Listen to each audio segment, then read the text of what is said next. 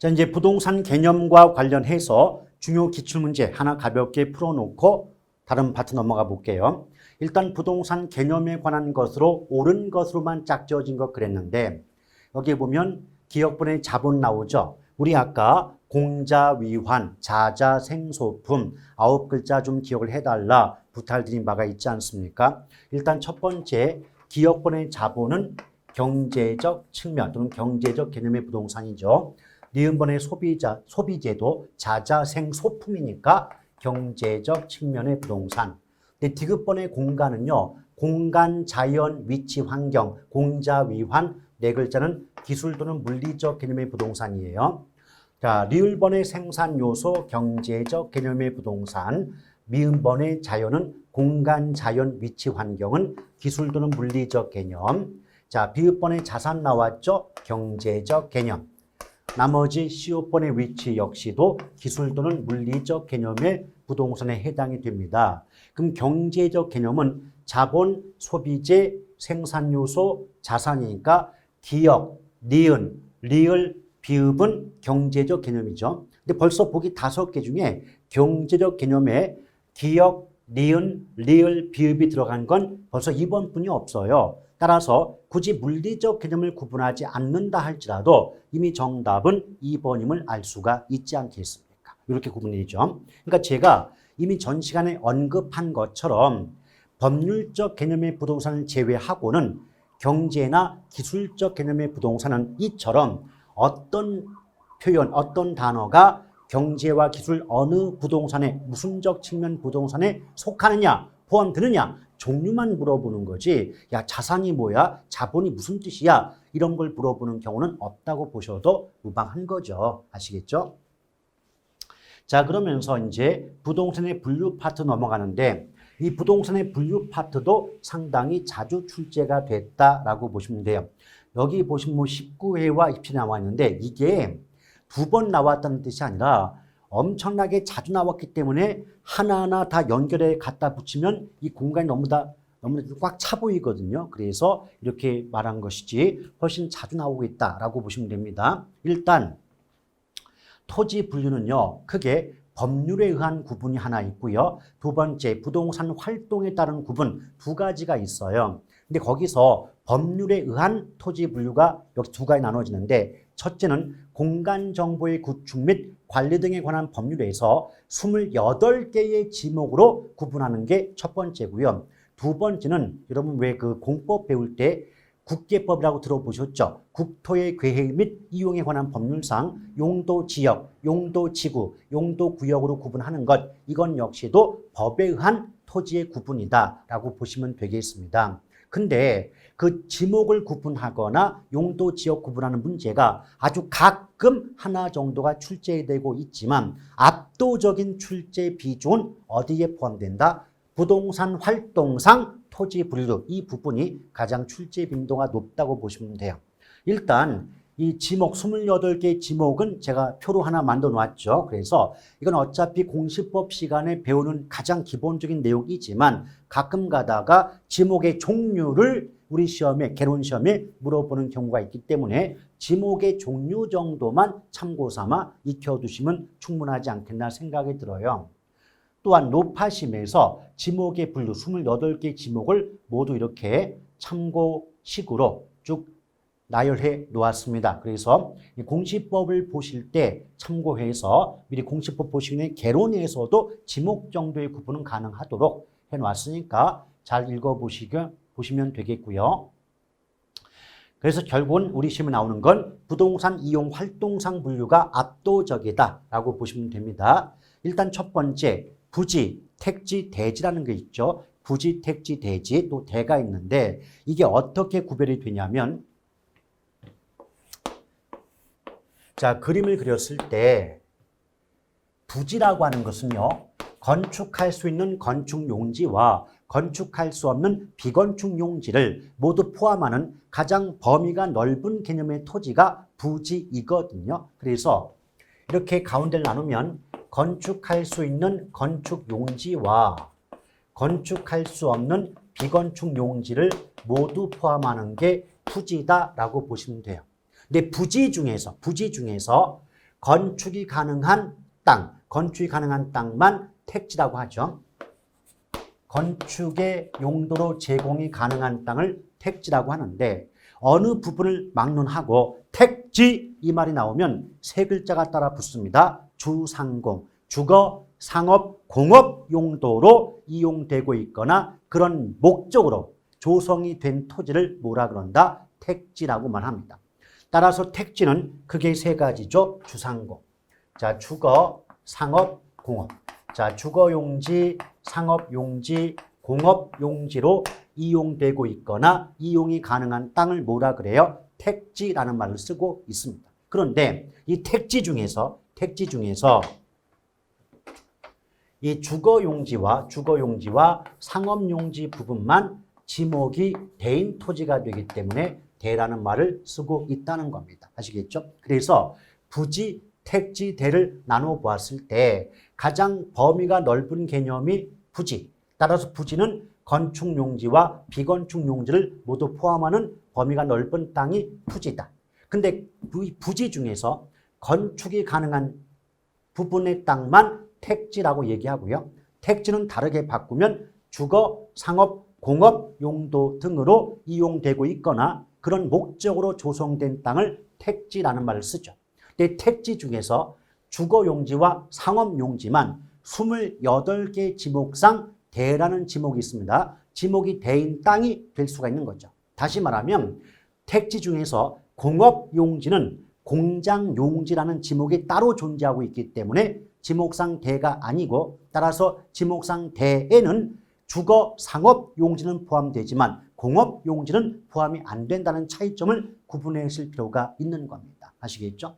그래서 읽어보니까 부지란 일정한 용도로 이용되고 있는 바닥 토지란 말 나와 있죠. 그래서 옛날 같으면 건축할 수 있는 토지와 건축할 수 없는 토지를 포함하는 가장 포괄적인 용어라고 등장했다면 요새 최신의 지문에는 일정한 용도로 제공되는 바닥 토지란 말이 자주 등장하고 있다는 거죠. 그래서 이 문장 속에서 일정한 용도로 제공되는 바닥 토지 이 말이 나오는 그 순간 뒤에 말은 읽을 필요조차 없이 이미 정답은 부지라고 보시면 되겠습니다. 아시겠죠? 그럴 때 택지를 보면 택지는 주거용지, 상업용지, 공업용지를 포함한다. 즉 건축할 수 있는 토지라고 해서 건축할 수 있는 토지다. 따라서 부지 중에서 건축이 가능한 토지만 택지라고 얘기하고 택지는 주거, 상업, 공업 용도로 이용이 가능한 땅을 의미한다라고 보시면 돼요. 그런데 그 택지 중에서 공업용지를 제외하고 주거용지와 상업용지만 지목이 대가 되죠. 일단 잠깐 3번 건너뛰고 4번에 보면 공간정보의 구축 및 관리 등에 관한 법률상 28개 지목 중에서 대라는 지목이 있다는 거죠. 그래서 건축법상의 대지, 이건 3번이에요. 건축법상의 대지는 주거, 상업, 공업이 모두 포함이 되지만 지금 지목상 대인 땅에는 공장용지를 포함하지 않는다. 이 차이점 구분하시길 바랍니다. 그럼 보세요. 건축법에서 대지란 말이 나왔는데 그 대지의 의미 속에는 택지의 개념과 유사하다. 그 말이 뭐냐면 건축법상 대지 속에는 주거, 상업, 공업 용지가 모두 포함이 된다는 겁니다. 그럼 앞에서 택지 배울 때 주거, 상업, 공업 용지를 모두 포함한다고 배우셨지 않습니까? 그렇죠. 근데 건축법상의 대지라는 말 속에도 주상공이 모두 포함된다. 또 이런 관점에서 택지와 유사한 개념이 아니냐 이렇게 말이 나오게 되는 거죠. 오케이? 그래서 굳이 압축해 본다면 부동산 활동상 분류 중 택지와 건축법상 대지, 택지와 건축법상 대지는 유사한 개념이다. 상호 유사한 개념인데 대하고는 유사한 개념이 아니다. 이 차이점 구분하셔야 됩니다. 왜 그러냐면 일단 대지와 대만 비교해 볼까요? 자, 대지에는 이건 건축법이에요. 건축법의 용어 중 대지에는 주거, 상업, 공업 용지가 모두 포함이 되어 이 관점에서 택지와 유사하다고 얘기하는 거예요. 그런데 지목이 대인 땅에는 주거, 상업 용지는 포함되지만 공업 용지는 대에는 포함이 안 된다는 차이점이 있습니다. 아시겠죠? 그래서 어떤 말 나오냐면 건축법상 대지와 지목이 대인 토지는 항상 일치하는 개념은 아니다. 이렇게 말이 나와요. 항상 일치하는 개념 아니다. 항상 일치하지 않는다. 그 말은 일치하는 부분도 있지만 일치하지 않는 부분도 있다는 얘기죠. 그 말이 뭐냐? 주거용지와 상업용지를 포함한다는 관점에서는 대지와 대가 일치되는 부분이 있겠지만 공업용지까지 포함이 되느냐? 공업용지는 포함하지 않느냐? 이 부분은 대지와 대가 일치되는 부분이 아니지 않습니까? 그렇죠. 그래서 건축법상 대지와 지목상 대인 토지는 항상 일치되는 개념은 아니다. 그 말은 일치하는 경우도 있겠지만 일치하지 않는 경우도 있다. 부분 부정의 의미로 구분하시길 바라겠습니다. 이것이 부지, 택지, 대지, 대의 차이점, 의미라고 보시면 돼요. 자, 그래서 이제 그림이 나오잖아요. 그림을 보시면 다시 한번 복습해 볼게요. 이 전체 땅, 이 전체 건축이 가능한 땅과 건축이 가능하지 않은 땅, 즉 건축 용지와 비건축 용지를 모두 포함하는 게 바로 뭐다? 부지라고 나와 있지 않습니까? 맞죠? 그러면서 이 부지 중에서 건축이 가능한 땅, 요 타원 원형이죠. 그 타원형이 바로 뭐다? 택지가 되는 거죠. 이게 요 바깥쪽 원이 택지가 돼요. 택지가. 그런데 이 택지 중에서 주거용지와 상업용지만 지목이 대인 토지가 되는 거죠. 따라서 지목이 대인 땅에는 공업용지는 포함이 되지 않는다는 거예요. 그렇죠? 그러나 건축법에서 말하는 대지 속에는 공업용지까지 모두 포함되기 때문에 감정평가상 택지와 건축법상의 대지는 유사한 개념이다. 이렇게 말이 나올 수가 있는 것이겠죠. 아시겠죠? 자, 다시 한번. 건축할 수 있는 땅과 없는 땅 모두 합한 게 부지.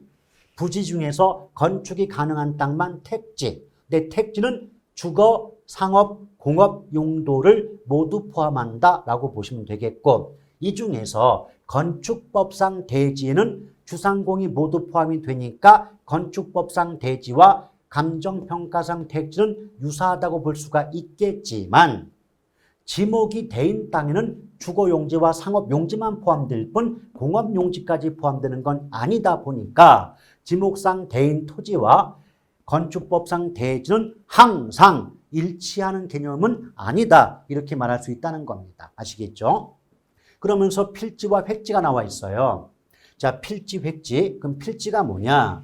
필지는 하나의 지번이 붙는 등기 등록의 단위가 되는 토지로서 법률적 개념의 토지를 필지라고 말을 합니다. 그런데 이 부분에서 출제가 될 때 이 알파벳 B처럼 필지의 성립 조건 등을 가지고 출제되는 경우는 없으니까 크게 신경 쓸 대목 아닙니다. 이 B번은 뭐 한번 1권 참고 삼아 1권은 보시되 굳이 뭐 공부하거나 외울 필요는 없는 대목이죠. 정작 중요한 부분은 어디라고요? 자, 여기 보면 지번자 나왔죠. 지번. 여러분 아시겠지만 땅에 붙는 제목이 지목이고 땅에 붙는 번호가 지번이거든요. 그러니까 지번이 붙는다. 하나의 지번이 붙는다는 건 그 지번, 같은 지번을 갖고 있는 토지에는 동일한 토지 소유권의 효력이 미친다는 말과 같은 겁니다. 더불어 등기 등록의 담이 그랬어요. 그럼 벌써 등기하거나 등록이 되어야만 법적으로 소유권을 인정받을 수가 있지 않겠습니까? 맞죠? 이런 관점에서 필지는 법적 개념의 또는 법률적 개념의 토지이다라고 말이 나와요. 그래서 이 모든 것들을 뭐 문장도 길고 한데 모두 외우기 어려우시니까 특징을 잡아보자고요. 자, 지문 속에서 상대방이 토지의 분류를 물어봤는데 문장 속에서 지번자가 나오거나 등기 등록의 단위 또는 뭐 법적 개념의 토지 이런 식의 표현이 들어가 있다면 눈 질끈 감으시고 곧바로 필지를 답으로 하시면 되는 겁니다. 아시겠죠? 근데 이에 비해서 획지가 있어요. 자, 획지. 근데 획지라고 하는 것은 뭐냐면 부동산 활동상 개념으로서 가격 수준이 비슷한 일단의 땅을 뭐라 그래요? 획지라고 말합니다. 그러니까 포인트가 뭐냐면 가격 수준을 가지고 토지를 구분하는 거죠. 그럼 가격을 가지고 구분이 되는 땅이니까 그 성격상 경제적 개념의 토지라고 볼 수가 있는 겁니다. 아시겠죠?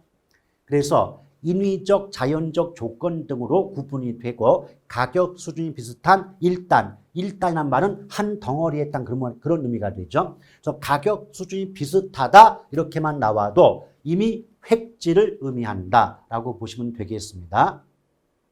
그래서 이는 경제적 개념의 토지고 부동산 활동의 단위가 되는 토지다라고 보시면 됩니다. 그래서 이제 특징을 잡아 드릴게요. 만약에 문장 속에서 가격 수준이 유사하다. 자, 가격 수준이 유사하다. 뭐 경제적 개념의 토지다. 그렇죠? 자, 그러면서 부동산 활동과 부동산 현상의 단위가 된다. 이런 식의 말이 나오면 역시 주저하지 마시고 획지를 정답으로 삼아주시면 되는 겁니다. 근데 차이점이 뭐냐면요. 우리 여러분 조금 전에 필지 있었잖아요. 필지.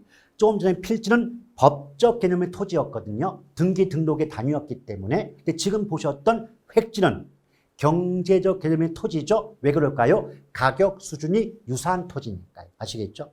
더불어 조금 전에 필지는 등기 등록의 단위였지만 지금 획지는 부동산 활동과 현상의 단위가 된다는 거죠. 그래서 어떤 단어, 어떤 표현이 나오느냐에 따라서 이미 정답이 필지 아니면 획지로 굳어져 있다라고 보시면 돼요. 그래서 이 부분은 어떤 구체적이고 복잡한 내용을 이해한다기보다는 전형적이고 대표적인 문장 표현, 단어들을 익혀놓고 그런 식의 표현 또는 단어가 등장하게 되면 정답이 무슨지다라는 식으로 공부를 하셔도 전혀 지장이 없는 대목이라고 볼 수가 있습니다.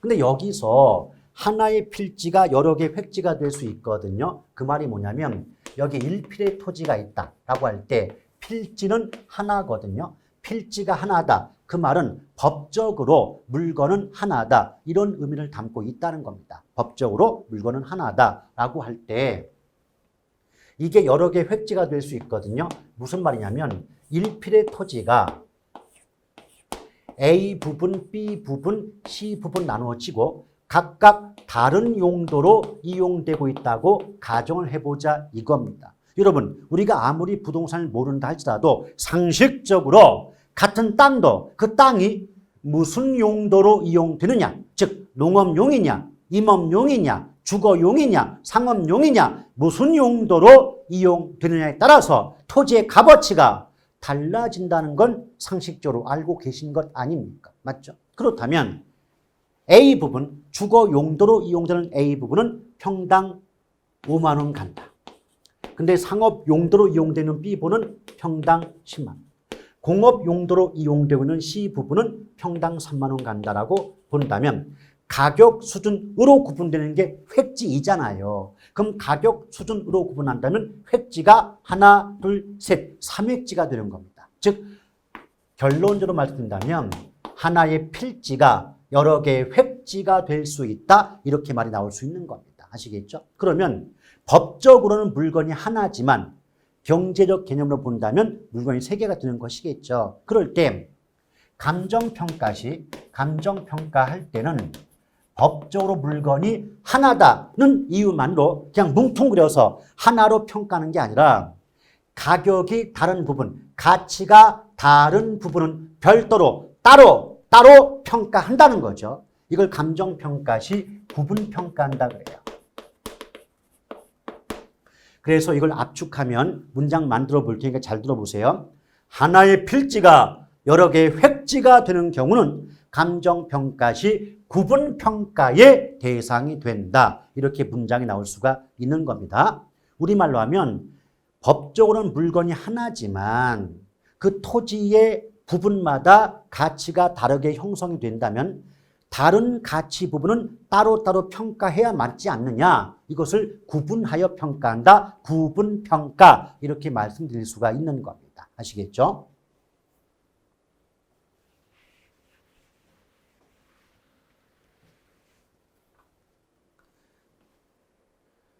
그런 또 이런 경우도 있어요. 여러 개의 필지가 일획지가 될 수 있거든요. 자, 여러 개의 필지가 하나의 획지가 될 수 있어요. 이 말이 뭐냐면 여기 A 토지가 있고 B 토지가 있고 C 토지가 있다. 근데 각 토지마다 등기가 된다. 그러니까 결국 A 토지도 1필지고 B 토지도 1필지, C 토지도 1필지가 되니까 합해서 몇 필지죠? 3필지예요. 3필지. 3필지인데 그러니까 법적으로는 지금 물건이 3개란 뜻이에요. 필지가 법률적 개념의 땅이니까. 맞죠? 그런데 A 땅도 평당 10만 원, B 땅도 평당 10만 원, C 땅도 평당 10만 원이 된다면 가격대로 본다면 법적으로는 물건이 3개지만 가격 수준으로 본다면 모두 같은 물건을 보고 함께 평가해도 상관이 없지 않겠는 얘기예요. 맞죠? 그 결과 여러 개의 필지가 하나의 획지가 될 때는 감정평가 시 하나의 물건으로 보고 평가하는 게 좋기 때문에 일괄평가의 대상이 된다. 이렇게 말이 나오는 거죠. 오케이? 자, 결론이에요. 하나의 필지가 여러 개의 획지가 되면 가치가 다른 부분을 따로 평가해야 되므로 구분평가가 나오겠지만 여러 개의 필지가 하나의 획지가 될 때는 법적으로 물건은 여러 개지만 가격 순으로 본다면 하나로 놓고 평가해도 관계가 없기 때문에 일괄평가의 대상이 된다. 다시 한번 결론.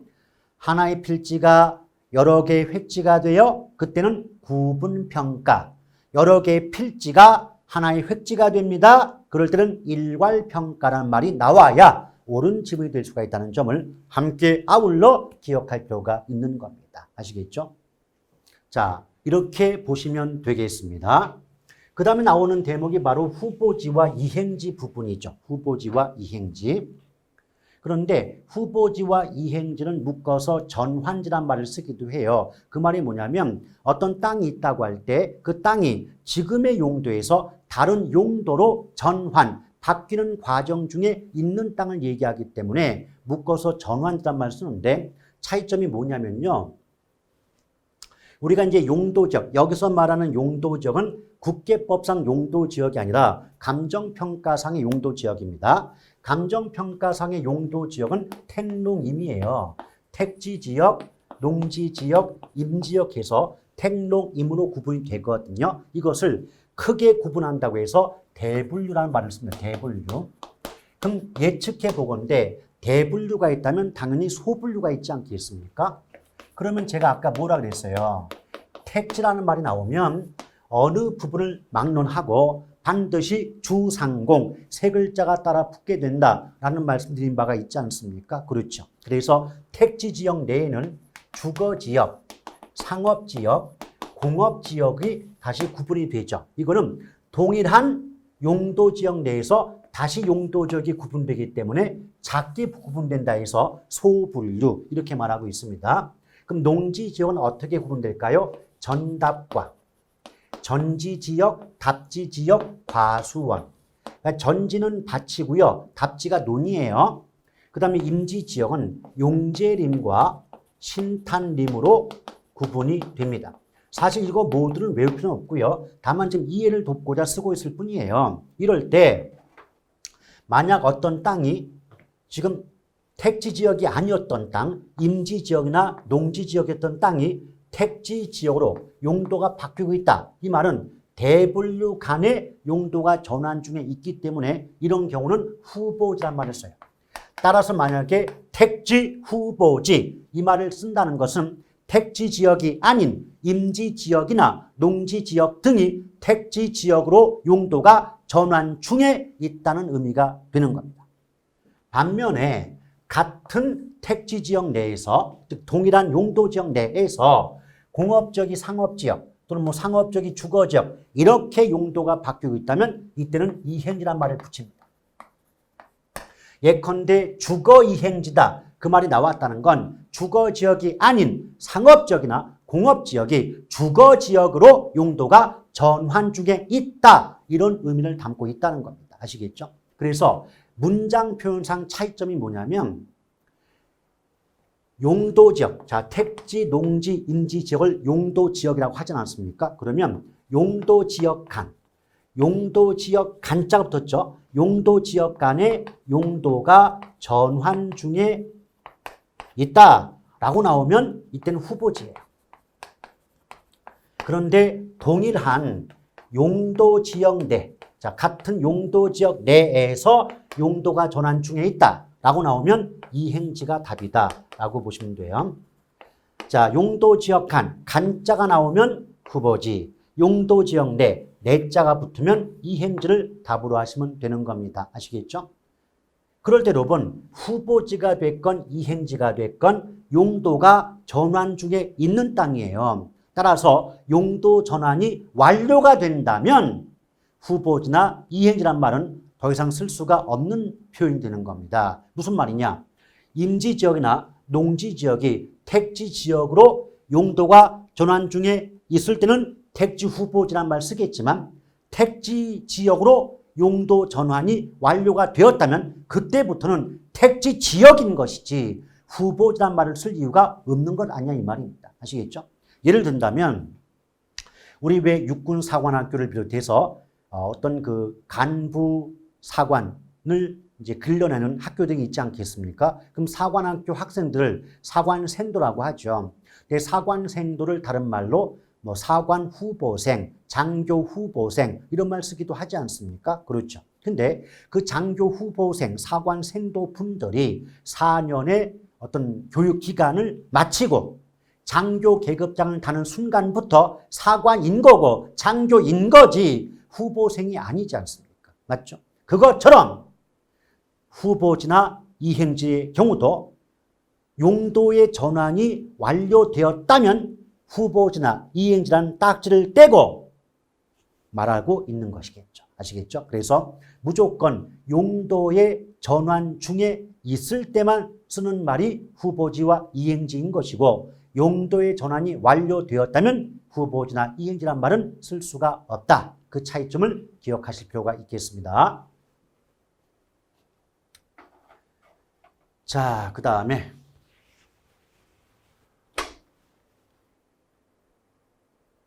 여기 이제 그림 나오지 않습니까? 그럼 택지, 농지, 임지지역 나눠갔죠? 근데 이 용도지역 상호 간에 용도가 바뀌면 후보지고 같은 용도지역 내에서 용도가 바뀌고 있다면 이행지라고 한다는 거 차이점 구별해 주시면 좋겠고요. 그 다음에 나머지 것들 여기 뭐 1번부터만 써 있는데 이런 것들은 그냥 참고 삼아 한번 읽어보시되 정 읽었는데 전 와닿지 않는다, 잘 이해가 안 간다 하신다면 굳이 기억할 필요까지는 없는 대목들입니다. 어차피 기본서는 이론서이다 보니까 여러 가지 필요한 이론, 바탕이 된 이론을 모두 집어넣을 수밖에 없지만 여러분이 보시거나 또 제가 수업 시간에 강조드리고 있는 것을 제외하고는 굳이 아니 보셔도 점수 얻는데 큰 지장이 없으니까요. 큰 부담을 가질 필요까지는 없겠다라는 말씀 드리고 싶습니다. 자, 그 다음에 이제 건부지, 나지, 갱지, 저지가 나오는데 이것도 마찬가지예요. 사실상 갱지와 저지는 우리나라 표현이 아니에요. 일본식의 구분이다 보니까 갱지, 저지를 구분하는 그런 문제는 아주 옛날 10회 이런 정도의 출제가 됐었고 지금은 나오지 않는 대목이지만 참고해 보시라고 적어 놓은 겁니다. 그렇다면 갱지와 저지는 참고사항일 뿐이고 여러분이 학습하실 대목은 건부지와 나지 정도만 보시면 된다라고 볼 수가 있는데 일단 건부지의 경우는 말이죠. 포인트가 건이에요. 이 건이 건물이거든요.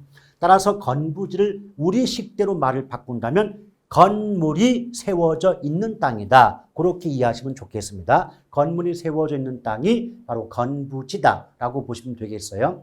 이에 비해서 나지가 있거든요. 나지라고 할 때 나라고 하는 건 한자로 벌거벗을 나. 우리가 보통 나체란 말 쓰잖아요. 나체는 벗었다는 뜻이죠. 그럼 땅이 벗었다 이 말이 뭐냐면 땅만 있다. 땅 위에 건축물 등이 없는 땅을 뭐라 그래요? 나지라고 얘기하는 거죠. 오케이? 그래서 시험에 나오는 문장은 좀 어렵게 등장하지만 우리가 공부할 때 우리 식으로 이해를 돕고자 할 때는 어떻게만 건부지는 건물이 있는 땅, 나지는 건물이 없는 땅 이렇게 개념 구분하시면 돼요. 그런데 우리가 이해할 때는 그렇게만 이해하면 되는데 실제 문장이 나올 때는 어렵게 나오죠. 특히 낮이가 자주 나오거든요. 낮이란 지상, 땅 위를 얘기하죠. 지상에 건축물 등 개량물이 없는 토지로서 지상권 등 토지의 사용 수익을 제한하는 사법상 권리가 설정되지 아니한 토지를 말한다 라고 등장하는 거예요.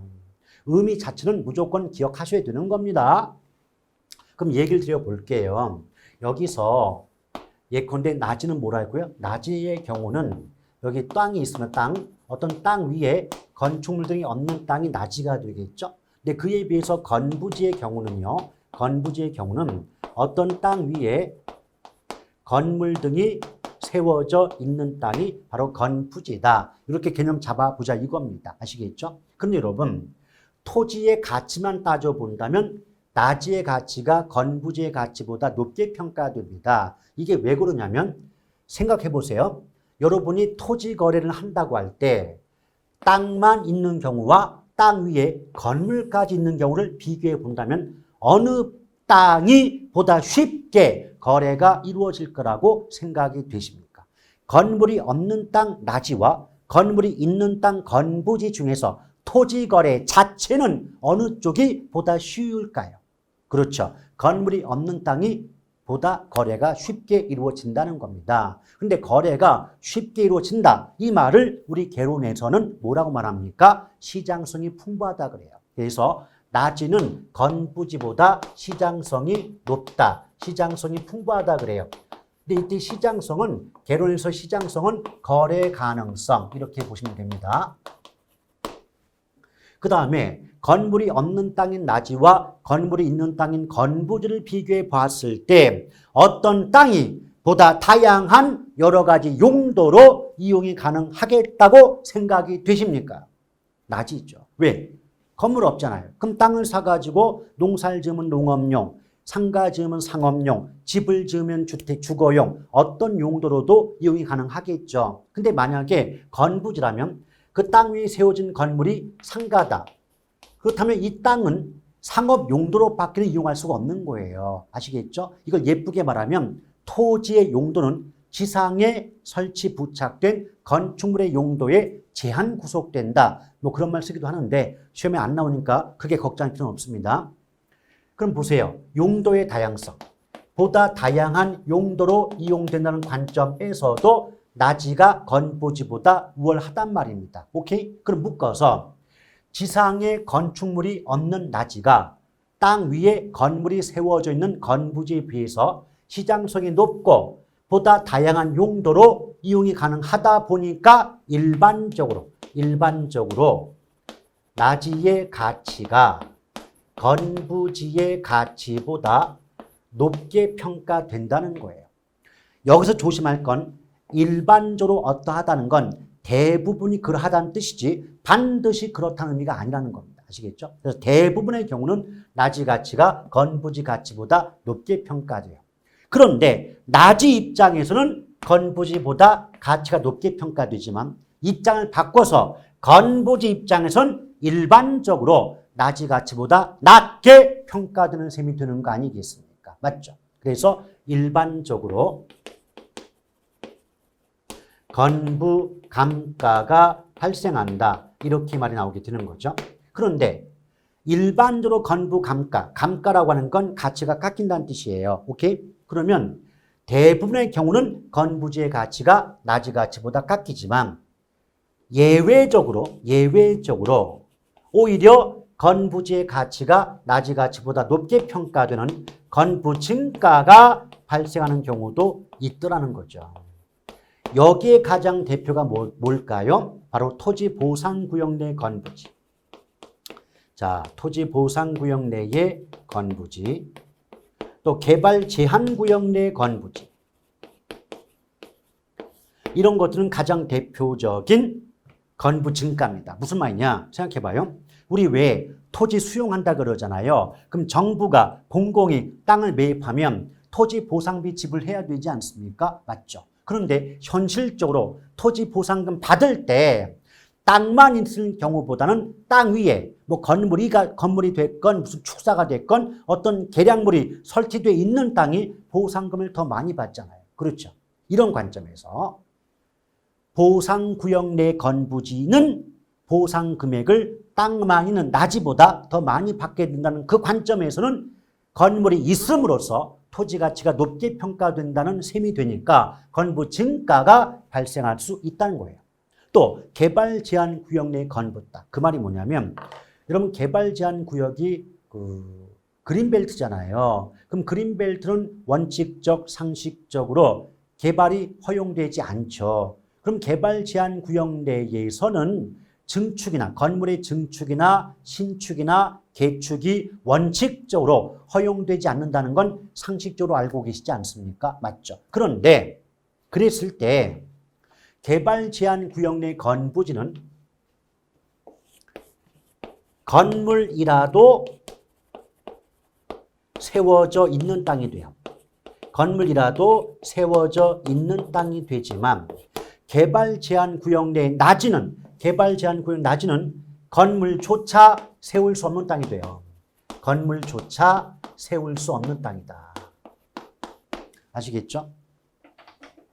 다시 한번 여러분 개발 제한 구역 내에서 건부지가 있어요. 그럼 걔는 일단은 건물은 세워져 있는 땅이잖아요. 맞죠? 그런데 개발 제한 구역 내 낮이는 개발 자체가 안 되니까 건물조차 세울 수 없는 땅이 되는 거 아닙니까? 아시겠죠? 그러면 비록 낡은 건물이라도 건물이 세워져 있는 땅의 가치가 건물조차 세울 수 없는 땅의 값어치보다는 높을 수밖에 없지 않느냐. 아시겠죠? 이런 관점에서 개발 제한 구역 내 건부지나 토지 보상 구역 내 건부지 하나 추가한다면 용적률, 건폐율 등의 공법상 규제가 강화되는 경우에 건부지 등은 낮의 가치보다 높게 평가되는 건부 증가가 발생할 수 있다라는 정도로 기억해 두시면 좋겠습니다. 그래서 지금 건부지와 낮의 차이점 지금 비교를 했죠. 그리고 아까 이미 언급했지만 저지와 갱지는 일본의 구분이다 보니까 우리 시험에 나오지 않기 때문에 굳이 보실 필요가 없다. 그 점 강조를 드리고 싶은 거고요. 그래서 보충학습 보니까 건부 증가, 건부 감가 나왔죠. 오케이. 그래서 건부 증가 보니까 개발 제한 구역 내 건부지나 건축법상 즉 공법상 규제가 강화되는 경우의 건부지는 낮의 가치보다 높게 평가되는 건부 증가가 발생한다. 차이점 구분하시면 되겠습니다. 나머지는 참고 삼아 읽어보시면 되는 거고요. 일단 여기까지 보고 다음 부분은 다음 시간으로 이어가도록 하겠습니다.